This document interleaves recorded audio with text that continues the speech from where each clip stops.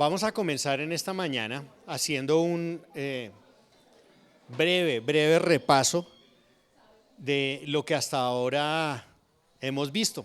No entraremos en detalles, pero sí queremos que este estudio, que es como semipanorámico porque no se puede entrar en todos los detalles que tiene cada capítulo, pero sí en tener una perspectiva completa del libro de Génesis. Es probable que el estudio de todo el Génesis nos lleve un año.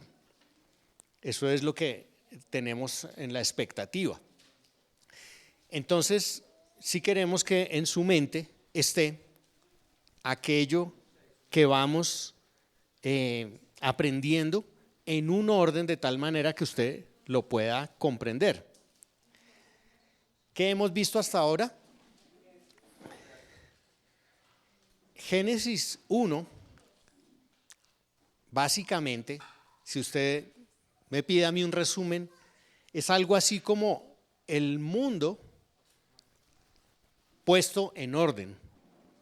Un mundo que tiene cierto desorden, tiene cierto caos, pero que es ordenado por Dios. Es un mundo desordenado, si lo quiere decir de esa manera. Un mundo en el que, claro, se nos muestra cómo todas las cosas fueron creadas y fueron puestas en un orden determinado, afirmando que ese mundo es bueno. Eso es sumamente importante en Génesis 1, porque eso es lo que le va a dar sentido a lo que viene en los siguientes capítulos. Ese mundo que inicialmente es llevado del caos al orden, muestra cómo el hombre es creado a imagen y semejanza de Dios, como varón y hembra son creados. Muchas cosas se podrían decir acerca de eso, de cómo Dios creó el mundo. Aquí está la afirmación básica de quién es Él y de qué fue lo que hizo. Si usted quiere entender por qué hoy en día vivimos como vivimos, se va a dar cuenta que eso es normalmente una contradicción de lo que dice Génesis 1 y 2. Allí se nos narra cómo se le da al hombre, luego de toda la creación, una administración. Se le da la tierra para que la administre, para que la sojuzgue, para que ejerza dominio. Él llega a ser el culmen, el clímax de la creación. Evidentemente, nada en la creación tiene la imagen de Dios. Puede decir algo acerca de Dios, pero que porte en sí misma la imagen de Dios, eso lo hace solamente el ser humano. Y eso define la manera como Dios lo creó y como Dios quiere que regrese nuevamente a ser. En el capítulo 2, ¿qué vemos? Si en el capítulo 1 había un mundo que estaba en caos y va hacia el orden, en el capítulo 2 vemos un mundo ideal. Un mundo como originalmente Dios lo creó, como debería ser. ¿Cómo es ese mundo ideal? Pues está el hombre, está la mujer, está la creación, y en medio de la creación Dios hace un lugar particular y especial. ¿Cómo se llama? El huerto del Edén. El huerto del Edén. Allí es donde se nos completa un poco más específicamente la narración de cómo hombre y mujer son creados, ¿cierto? Cómo se sopla aliento de vida en el hombre y cómo de un costado del hombre es hecha la mujer. No le dan ganas como de ponerse a hablar de eso, pero no puedo porque me asignaron fue el capítulo 3. Entonces, esto es solamente un resumen. ¿Qué hay allí? Hay también una administración. Allí en ese huerto fueron colocados hombre y mujer. Dice el versículo 15 del capítulo 2, Entonces el Señor Dios tomó al hombre y lo puso en el huerto del Edén. Y como siempre tiene un propósito. ¿Para qué? Lo cultivara y lo cuidara. Tenía una asignación el hombre.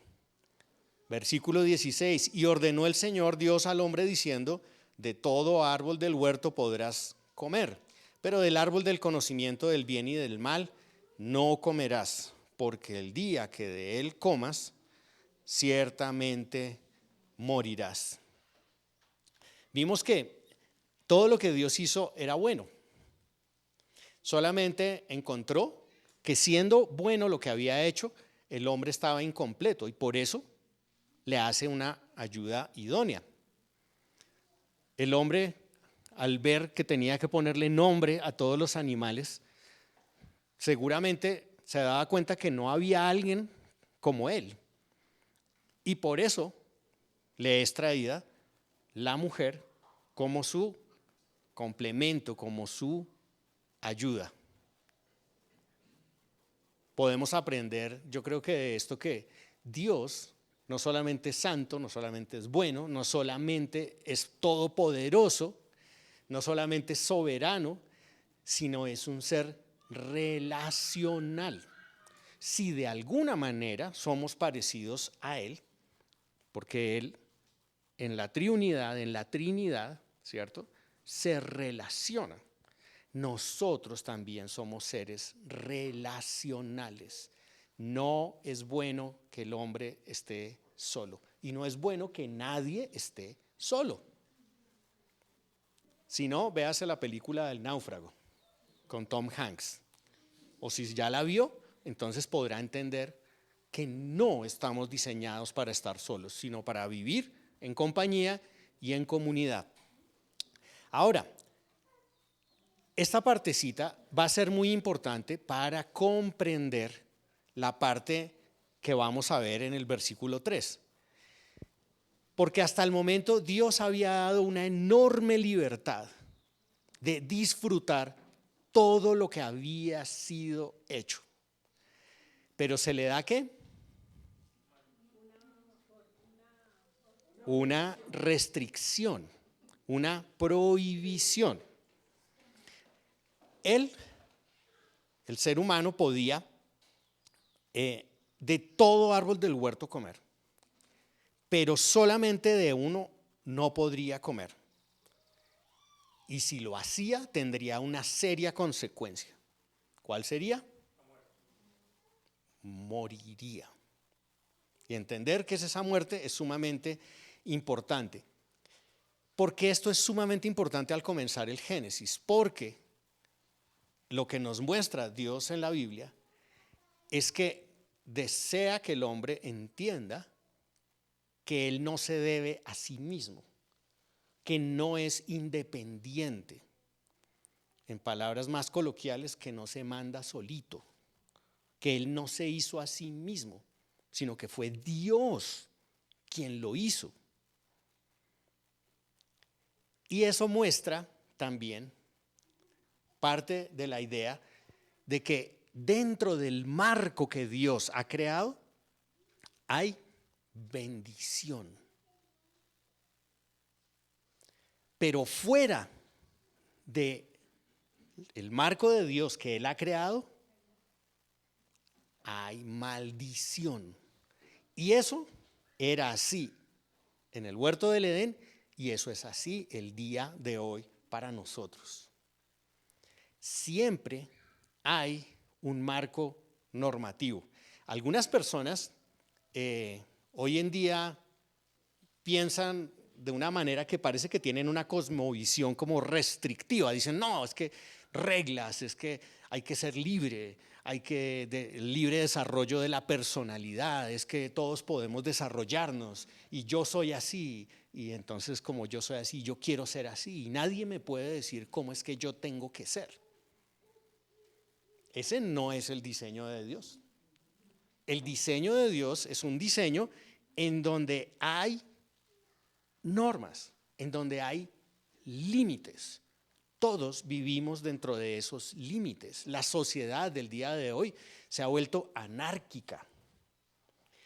Y claro, a los que quieren seguir a Dios y su diseño, casi que le dicen, no, pues que todo lo que Dios dice es o ilegal, o inmoral, o engorda, o... No queremos eso, no queremos que me pongan reglas, no queremos que... ¿No les ha sucedido? No, es que eso si uno va por allá, esas iglesias cristianas a uno le comienzan a prohibir cosas, que usted no puede hacer esto y no puede hacer lo otro. Pero no han leído el Génesis, en donde Dios dice, todo es de ustedes, todo lo creé para ustedes, quiero compartirlo con ustedes, quiero que lo disfruten. Solamente una cosa he dejado para que recuerden quiénes son ustedes, quién soy yo, y que sea una prueba de su fidelidad. Dice allí que solamente de un árbol no debía comer. Había 2 árboles en el centro del huerto, ¿cierto? El del conocimiento del bien y del mal y el árbol de la vida. Del árbol de la vida podían comer. Podían allí experimentar la vida que Dios había creado para ellos. Pero de este otro no podían hacerlo. Mucha gente dice, ay, pero sabiendo Dios todo lo que iba a pasar, ¿para qué les pone la trampita? Porque Dios es un Dios de orden y es un Dios soberano. Y es Él quien manda. Y nosotros, su creación, le seguimos. Así es que en todas partes debe haber normas. Normas en la iglesia, hay un marco normativo dentro del cual tenemos mucha libertad. En las familias también hay mucha libertad de desarrollo, pero debe haber límites. Padres, atiendan a lo que dice el Génesis. Debe haber límites. Un hijo debe aprender que no puede hacer lo que él quiera. Y debe aprender que dentro del marco de Dios tiene bendición y fuera de las normas de Dios tiene maldición. Sin excepción. Y todos nosotros tenemos que aprender a lidiar con ese arbolito. Porque no es diferente para nosotros los adultos. Nosotros también tenemos que ser fieles a Dios, somos probados por Dios y en ello, por su obra en nosotros, lograremos hacerlo. Bueno, pero me quedé en el capítulo 2 y se supone que debo hablar del 3. Esto era solamente para ponerlo en contexto. Mundo desordenado que es llevado al orden y convertido en el mundo ideal. En un mundo perfecto, en donde todo funciona según los parámetros de Dios. Ya está instituido ahí el matrimonio al final del capítulo 2. Que a uno le pica hablar de eso, pero no, eso no es lo que vamos a hablar hoy. Capítulo 3, ustedes ya lo leyeron, ¿cierto? Si no lo han leído, arrepiéntanse y lean el Génesis. No pueden llegar acá los domingos sin haber conocido de qué es de lo que vamos a hablar. El aprendizaje, lo repito una y otra vez, consiste en que ustedes busquen a Dios, en que cada uno de nosotros busque a Dios, no que vengamos a esperar que nos enseñen lo que otro ha estudiado. Simplemente compartimos, pero el que debe aprender es cada uno. En el capítulo 3, si el capítulo 1 era un mundo en desorden, un mundo caótico que es llevado al orden, y en el capítulo 2 el mundo es un mundo ideal, ¿qué será el capítulo 3? Es un mundo caído, es un mundo caído. Y aquí es donde vamos a aclarar que comienza por la tentación. Dice que la serpiente era más astuta que cualquiera de los animales del campo que el Señor Dios había hecho. Y dijo a la mujer, la serpiente, con que Dios os ha dicho, no comeréis de ningún árbol del huerto? Y la mujer le respondió a la serpiente, del fruto de los árboles del huerto podemos comer, pero del fruto del árbol que está en medio del huerto ha dicho Dios, no comeréis de él ni lo tocaréis para que no muráis. Y la serpiente dijo a la mujer, ciertamente no moriréis, pues Dios sabe que el día que de él comáis serán abiertos vuestros ojos y seréis como Dios, conociendo el bien y el mal. Esos primeros 5 versículos yo les llamo el engaño. Si usted está anotando, puede colocar ahí 1 al 5, el engaño, en donde podemos ver que se presenta Satanás utilizando un animal. No creo que nosotros podamos tener una concepción clara de lo que podría para Adán y Eva estar al lado de una serpiente, porque como todos los animales habían sido hechos buenos, probablemente no tenían razón para desconfiar de él. Hoy en día nosotros decimos serpiente y salimos corriendo, pero en el caso de ellos no era así, porque ellos vivían en un mundo que era ideal. Incluso si eran los animales a los que Adán le había puesto su nombre, tenía familiaridad con ellos. No había razón para desconfiar, porque uno a veces piensa, pero ¿qué tenía que ponerse a hablar ahí con la serpiente? No había como razón para ello.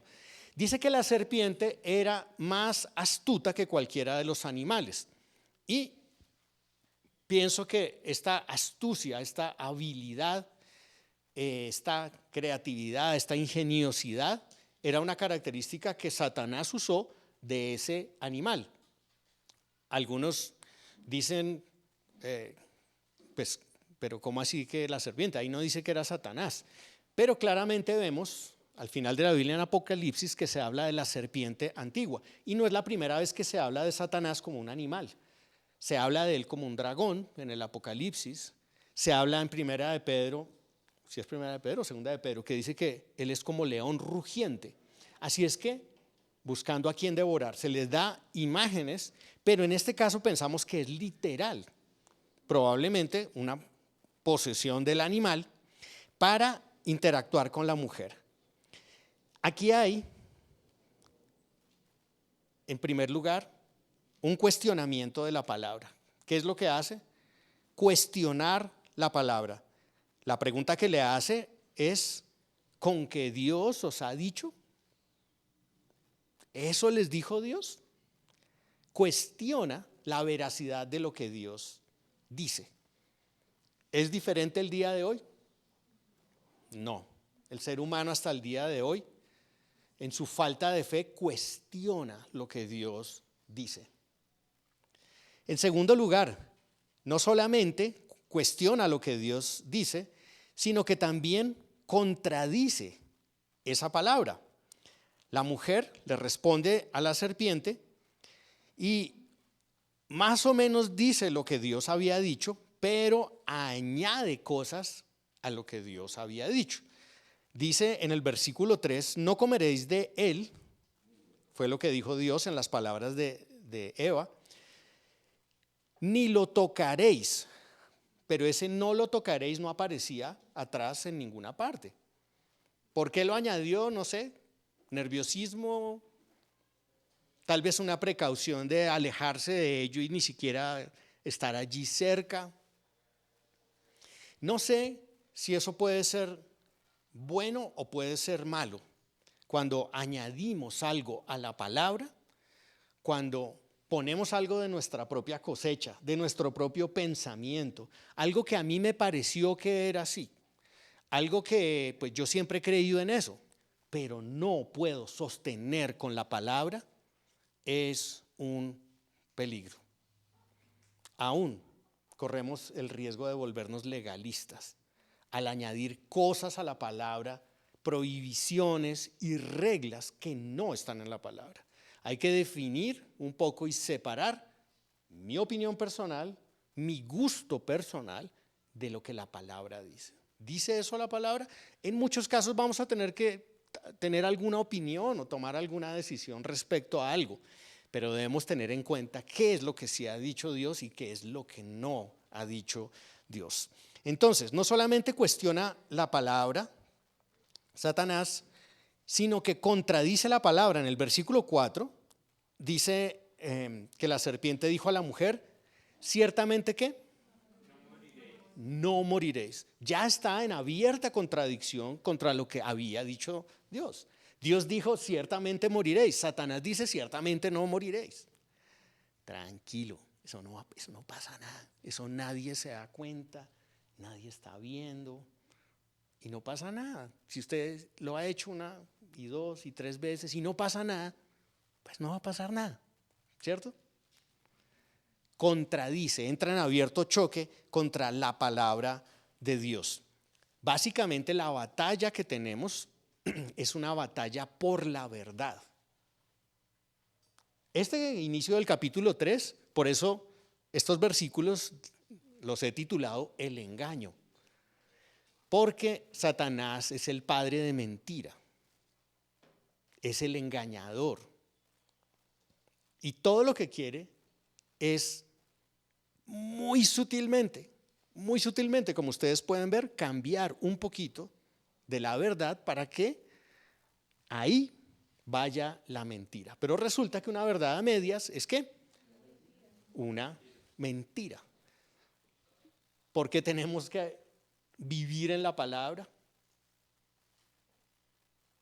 Porque si no vamos a ser fácilmente engañados, muy fácilmente engañados. Espero que estemos permaneciendo en ella, que la conozcamos. Yo sé que solo conocerla no es suficiente, hay que obedecerla, que era el reto que se le había puesto a Adán y a Eva. Ese era el reto que se le había puesto. Dice también que no solo cuestiona la palabra, contradice la palabra en esta batalla por la verdad, sino que tergiversa, cambia la palabra, la cambia. Entonces, le dice en el versículo 5, pues Dios sabe que el día que de él comáis serán abiertos vuestros ojos y seréis como Dios, conociendo el bien y el mal. La tergiversa. Sí iban a tener algo en lo que serían como Dios, y eso se repite al final de este capítulo, pero lo que está haciendo es simplemente adulterar la palabra. Las mentiras de Satanás normalmente no vienen envueltas en algo que consideremos peligroso.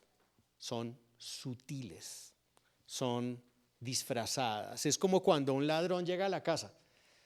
Él no llega y timbra y dice, buenas tardes, es que soy un ladrón y vengo a robarlos. ¿Hace eso?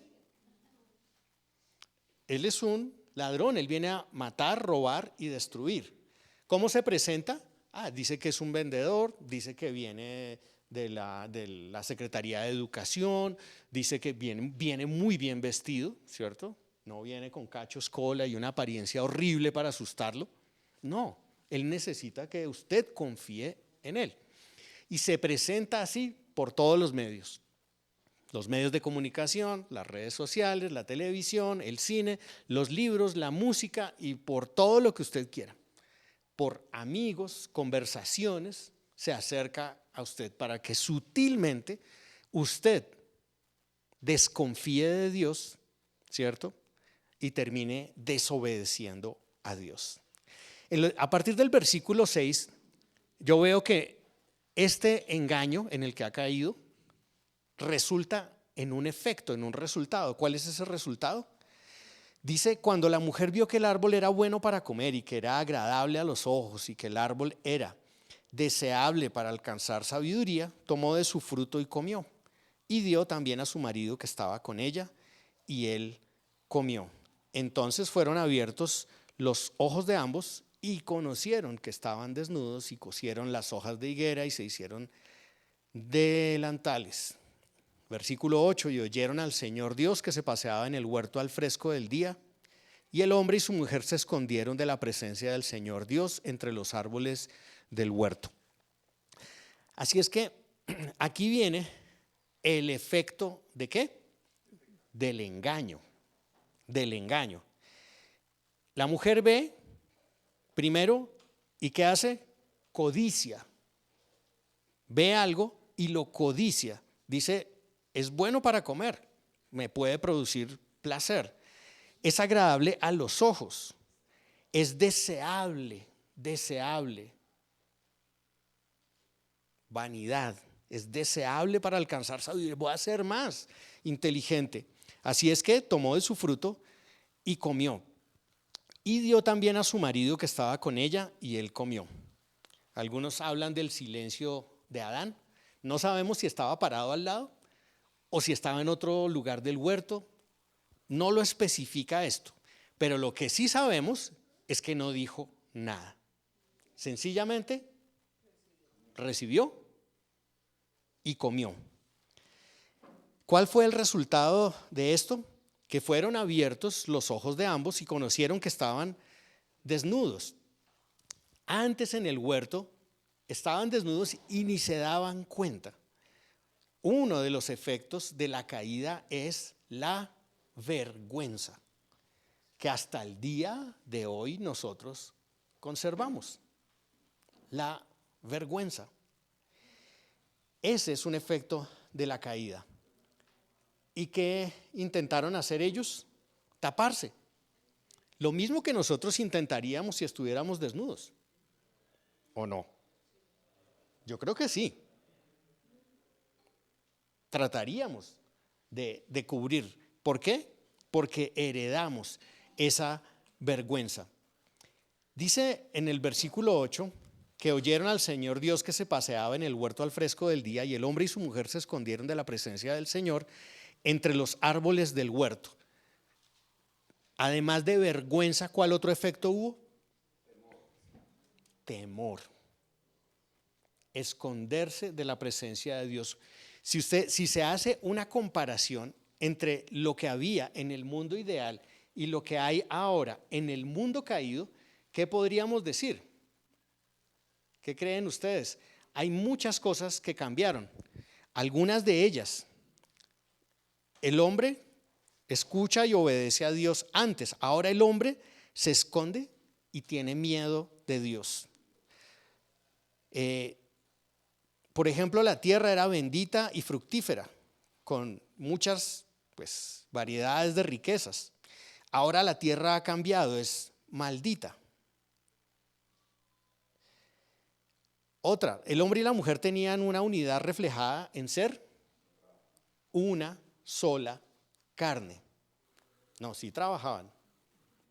El trabajo fue hecho antes de la caída. Fue mandado el hombre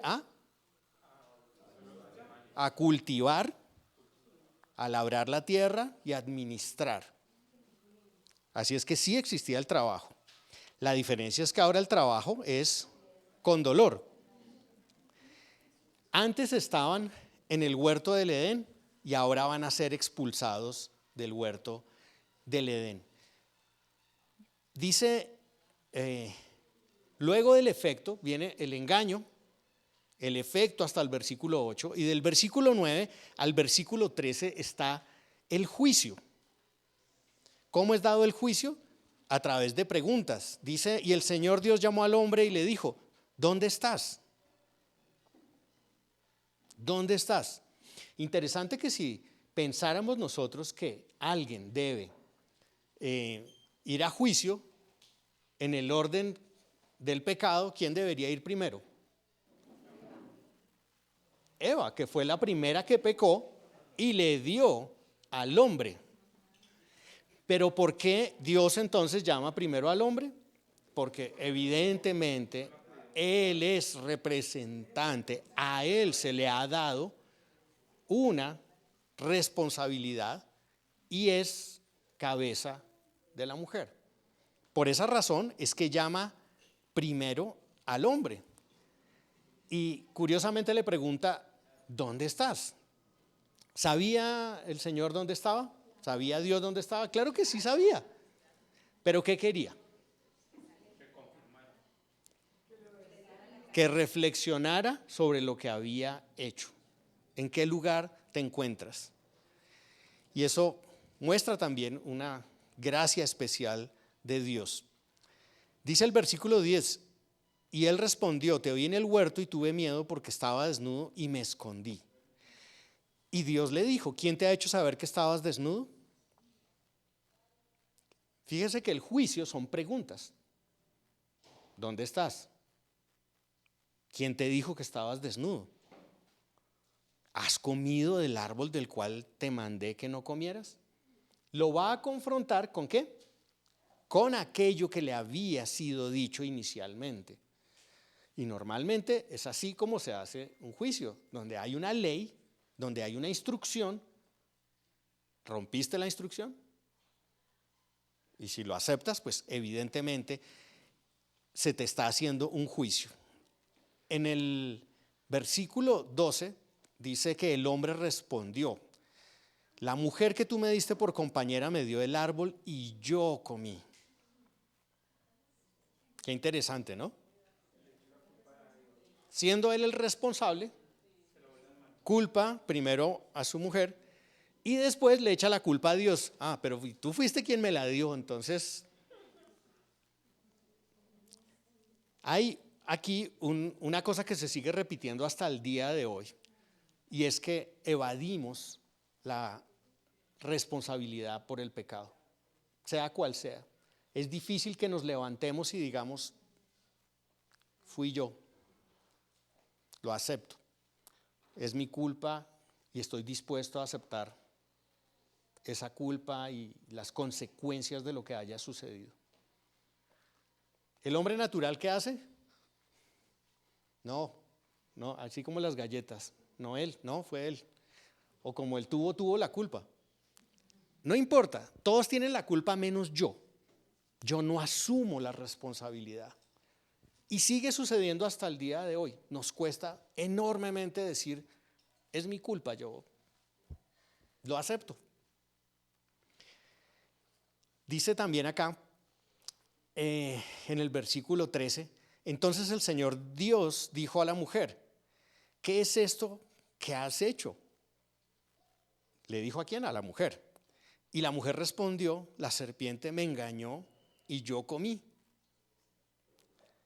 Fíjense que a pesar de que Adán era la cabeza y era el responsable, el representante, es el representante legal, el que tiene que poner la cara, igual ella tiene también que poner la cara.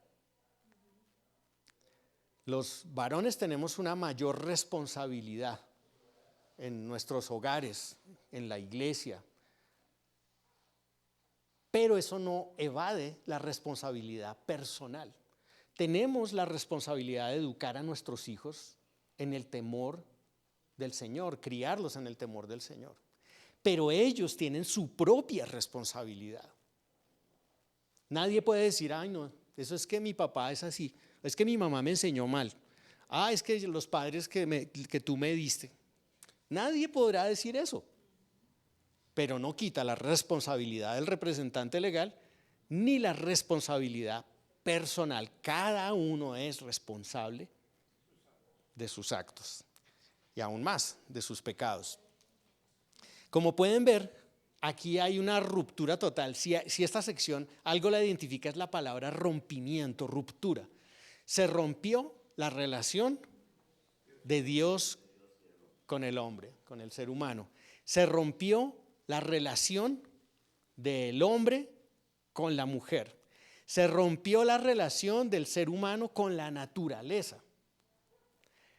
Esto es en realidad como para sentarse a llorar. Si nos quedamos en el capítulo 3, yo creo que la palabra es tragedia. Esto es como, no sé, es lo peor que puede haber sucedido. Luego del juicio, a partir del versículo 14 hasta el 19, vienen las maldiciones que corren por causa de la culpabilidad en el juicio. Dice el versículo 14: y el Señor Dios dijo a la serpiente, el animal es el primero que es juzgado. No me pregunte cómo eran las serpientes en esa época, si caminaban, si tenían 4 patas o si tenían 2 y caminaban rectas. Lo único que sabemos es que le dijo: maldita serás más que todos los animales y las bestias del campo, sobre tu vientre andarás y polvo comerás todos los días de tu vida. Así es que el mismo animal fue juzgado, pero también fue juzgado Satanás. El versículo 15 dice: pondré enemistad entre ti y la mujer, y entre tu simiente y su simiente, y él te herirá en la cabeza y tú lo herirás en el calcañar. Este versículo es sumamente especial y le da sentido a esta tragedia. Aquí es necesario decir que no solamente Satanás recibe una maldición, sino que en medio de esa maldición es dada una promesa. No sé si alguna vez han escuchado que esta es la primera promesa de salvación en la Biblia. Algunos le dicen el protoevangelio, porque es como el evangelio antes de que se conozca plenamente lo que es el evangelio. Acá aparece en medio de las maldiciones la esperanza, lo que guía toda la historia de la Biblia, que lo que comenzó bien y perfecto y tuvo un fracaso, necesita volver a ser recompuesto. Y de aquí en adelante, todo lo que sucede en la Biblia va a narrar esa historia, hasta la venida de Cristo y luego hasta la consumación de su obra y de su reino y la eternidad futura. Así es que, si no lo sabía, este versículo 15 lo que está diciendo es que los descendientes de la mujer, los descendientes de Eva, que llega a ser la madre de todos los vivientes, van a tener una rivalidad. Dice: entre tu simiente y su simiente, entre la simiente piadosa y la simiente que está rebelada contra Dios, la que está gobernada por Satanás. Todo el tiempo eso se dará. Dice: él te herirá en la cabeza, diciendo: ese descendiente que vendrá va a derrotarte. Un golpe en la cabeza de la serpiente, de Satanás, será la derrota total para él, que es lo que sucedió en la cruz del Calvario. Y todo lo que vamos a ver en el libro de Génesis está unido por esa historia, para llegar por intermedio de la historia del pueblo de Israel a la cruz de Cristo, que es cuando va a suceder eso, que Jesús herirá en la cabeza a la serpiente y tú lo herirás en el calcañar. Es decir, que Cristo debía morir en la cruz. Pero evidentemente una herida en el calcañar es una herida superficial, no es una herida mortal, porque sabemos que Cristo resucitó y se levantó victorioso. Pero esto es lo que va a guiar toda la historia. Cada vez que lea Génesis se va a dar cuenta que hay una simiente piadosa y hay una simiente que está rebelada contra Dios. Bueno, 16, maldición para la mujer. ¿Qué le dijo a la mujer? En gran manera multiplicaré tu dolor en el parto. Con dolor darás a luz los hijos, y con todo tu deseo será para tu marido, y él tendrá dominio sobre ti. A veces es como tan curioso y tan divertido ponernos a hablar de cómo serían las cosas antes. ¿Cómo podrían, aunque no se nos dice que hayan hijos allí, o yo por lo menos no lo recuerdo, cómo nacerían los hijos? El parto, no solamente el alumbramiento, sino todo el camino, para aquellas que han sido ya mamás, denota un peso. A veces los embarazos son sumamente difíciles. Yo veo mujeres que parece que están sufriendo terriblemente, cargan con ese bebé tanto tiempo, vomitan, dolores de cabeza, les da de todo, se hinchan. La maldición a la mujer está allí. Y en el parto, dar a luz a los hijos con dolor. Antes no era así. Pero la segunda parte dice: con todo tu deseo será para tu marido y él tendrá dominio sobre ti. Lo que antes era un complemento, ahora se ha vuelto una competencia. La mujer piensa que va a tener el hombre ideal, ese de Génesis 2, ese que era ideal, ese que era perfecto. Pero cuando se da cuenta la clase de hombre que le tocó, se rebela en contra de él. ¿Cómo se llama eso? Comienza a tener sus propias iniciativas y a querer hacer lo que ella quiere. Yo digo que eso se llama feminismo. Y entonces el varón en esta maldición dice: él tendrá dominio sobre ti. Y entonces ejerce un dominio muchas veces indebido, agresivo, incorrecto, falto de amor. ¿Y cómo se llama eso? Ahí tiene, feminismo y machismo desde el comienzo de la Biblia, llevado hoy a los extremos. Pero esa no es la manera, ni el diseño, ni la cosmovisión de Dios. Somos complementarios. Pero estamos viendo las maldiciones. Así es que el hombre, Adán, en el versículo 17 no se quedó sin su parte. Por cuanto has escuchado la voz de tu mujer y has comido del árbol del cual te ordené diciendo: no comerás de él, maldita será la tierra por tu causa. Y hasta el día de hoy vemos que la naturaleza está desastrada. El libro de Romanos nos dice que la naturaleza gime con dolores de parto esperando su redención. Quiere volver a ser lo que era. Pero la naturaleza ya no es lo que era. Continúa diciendo: con trabajo comerás de ella. Ese trabajo ahí se puede traducir también con dolor, porque no, así como por acá nos estaban diciendo, no es que el trabajo sea un castigo, como también David lo dijo hace 8 días, sino que es que ahora este trabajo va a doler, va a costar, va a tener que ser con el sudor de la frente. Dice allí: con trabajo comerás de ella todos los días de tu vida, espinos y abrojos te producirá.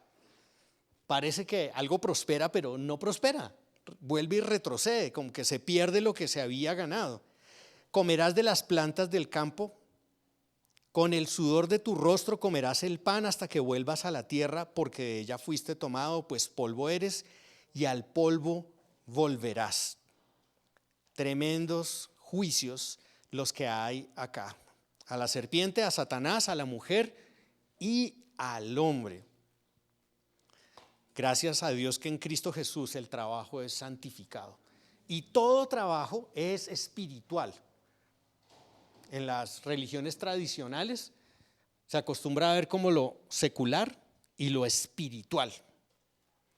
Pero para el creyente todo trabajo es espiritual. Ser ama de casa es espiritual. Ser ingeniero es ser espiritual. Ser deportista es ser espiritual.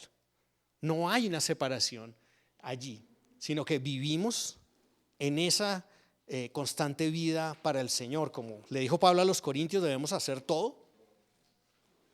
Todo lo que hagáis, dice, todo. No unas cosas sí y otras no. Todo debe ser para gloria del Señor. Dice en la parte final, yo le coloqué, les voy a recordar los subtítulos. Del 1 al 5, el engaño. Del 6 al 8, el efecto de ese engaño. Del 9 al 14, el juicio. Del 14 al 19, las maldiciones. Y del 20 en adelante, la expiación. Dice el versículo 20: y el hombre le puso por nombre Eva a su mujer, porque ella era la madre de todos los vivientes. Y el Señor Dios hizo vestiduras de piel para Adán, y su mujer los vistió. Entonces el Señor Dios dijo: he aquí el hombre ha venido a ser como uno de nosotros, conociendo el bien y el mal. Cuidado ahora no vaya a extender su mano y tomar también del árbol de la vida y coma y viva para siempre. Y el Señor Dios lo echó del huerto del Edén para que labrara la tierra de la cual fue tomado. Expulsó pues al hombre y al oriente del huerto de Edén puso querubines y una espada encendida que giraba en todas direcciones para guardar el camino del árbol de la vida. Expiación. Bueno, es necesario decir en esta parte final que Es otro cambio que se ha dado. El hombre estaba en el huerto del Edén, ahora está de patitas en el mundo, fuera del lugar ideal que había sido creado para él. ¿Por qué? Porque del árbol que antes podía comer, que era el árbol de la vida, ahora no puede comer de ese árbol. Porque si se llega a comer de ese árbol, va a permanecer en ese continuo estado de pecado. Entonces Dios en su gracia, en su misericordia, ¿qué hace? Le impide que se acerque otra vez al árbol. Dice que coloca querubines, ángeles y una espada que se movía para todos lados que no los dejaba acercarse. Y los expulsa del huerto del Edén. ¿Por qué expiación? Bueno, aquí dice en el versículo 21 que el Señor Dios hizo vestiduras de piel para Adán y su mujer y los vistió. Ellos intentaron coserse delantales, eso es, con hojas de higuera en el versículo 7. ¿Sigue siendo igual? Muchas veces sí. No debería ser así, pero muchas veces sí es así. El ser humano quiere cubrirse él mismo. Él quiere practicar religiones, él quiere subir de rodillas a Monserrate, él quiere venir todos los domingos a culto, quiere dar sus ofrendas, quiere orar 3 días a la semana y ayunar, así como los fariseos, otras 3 veces a la semana. ¿Qué quiere? Quiere muchas veces coserse hojas de higuera. Quiere tapar su propio pecado haciendo cosas para justificarse delante de Dios. Pero el profeta Isaías nos dice claramente que lo que el ser humano hace para justificarse delante de Dios es ¿qué?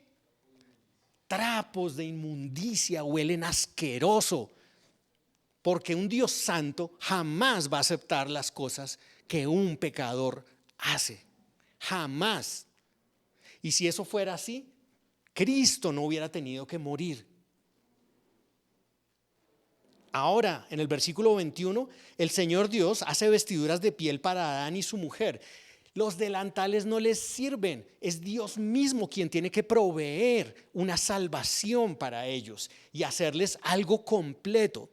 Pero para hacer lo que tiene que hacer, alguien tiene que morir. Porque Él les dijo que si desobedecían ciertamente morirían. Alguien debe tomar ese lugar y animales tuvieron que morir. ¿Para qué? Para que con sus pieles fueran cubiertos de su vergüenza. ¿No es grande la misericordia de nuestro Señor? No vayas jamás a intentar justificarte delante de Dios. Es que yo sí hice devocional, es que yo doy mis ofrendas. ¿Y por qué me pasa esto a mí, Dios, si yo siempre hago todo lo que tú me dices? No te justifiques delante de Dios, no hagas eso, porque no puedes. Nuestra justicia, la recordamos esta mañana, es Cristo. Gloria a su nombre. Es el único que puede pagar, es el único que puede vestirnos de ese nuevo hombre. Ahora en Cristo somos revestidos de Cristo. Es una gran gracia la de Dios. Dios no solamente es un Dios de gracia, de justicia, lo acabamos de ver en las maldiciones. Él no deja pasar por alto nuestro pecado, pero tiene gracia y misericordia con nosotros. Y miren, finalizando, quiero resaltar que estos capítulos nos enseñan que Dios es un Dios soberano. Soberano. Muchos piensan que el mundo se salió del control, se le salió de control a Dios y ahora Satanás es el que gobierna. Sí, la Biblia dice que Satanás es el príncipe de este mundo, pero es que nuestro Dios es el rey soberano de este mundo. Y si Él tiene algún dominio, es porque Dios se lo ha dado. Tantas veces me he preguntado por qué Dios permitió esta tragedia. ¿Por qué? Porque Él tiene un plan y su plan incluye el mal. Él no causa el mal, Él no creó el mal, pero Él permite el mal. ¿Para qué? Para que al final, victoriosamente, Él mismo sea quien lo destruya. De eso se trata la historia de la Biblia. Y ahí la importancia de estos capítulos iniciales. Dios es soberano, no hay nadie por encima de Él. Jamás crea que el mundo ha traspasado a Dios, que este mundo está perdido y, como decíamos esta mañana, está a la deriva. Eso no es cierto. Dios es soberano y ha hecho un plan. Como dice Romanos 5, aunque el primer Adán, que era Adán, fracasó, tenemos al segundo Adán, que es nuestro Señor Jesucristo. Y a lo largo de la Biblia y del libro de Génesis, a medida que vayamos avanzando, vamos a ver toda esta historia que únicamente en nuestro Señor tendrá cumplimiento. Dios, damos gracias por tu palabra en esta mañana. Queremos que ella no vuelva vacía, sino que produzca en nosotros lo que tú deseas. Ayúdanos a reflexionar en ella, ayúdanos a pensar en ella, ayúdanos a vivirla. Te suplicamos, Dios, que tú nos permitas entenderla, que nos permitas rechazar las cosas que este mundo no entiende, porque son contrarias a lo que hemos visto en Génesis 1, 2 y 3. Hay cosas que no entendemos, Señor, pero tú lo único que pides de nosotros es obediencia. Queremos preguntarte con respeto para recibir respuestas tuyas, Señor, pero no seremos convencidos con argumentos, sino únicamente con la fe que viene por el Espíritu al nacer de nuevo. No permita, Señor, que ninguno de mis hermanos ni yo mismo dude de lo bueno que tú eres, de lo santo que tú eres, de lo maravilloso que creaste y de la pecaminosidad que nosotros hemos heredado, que nos impide regresar a ti. No podemos regresar a ti, no importa cuántos delantales de higuera cosamos. Solamente tú puedes cubrir nuestra vergüenza, nuestra culpa.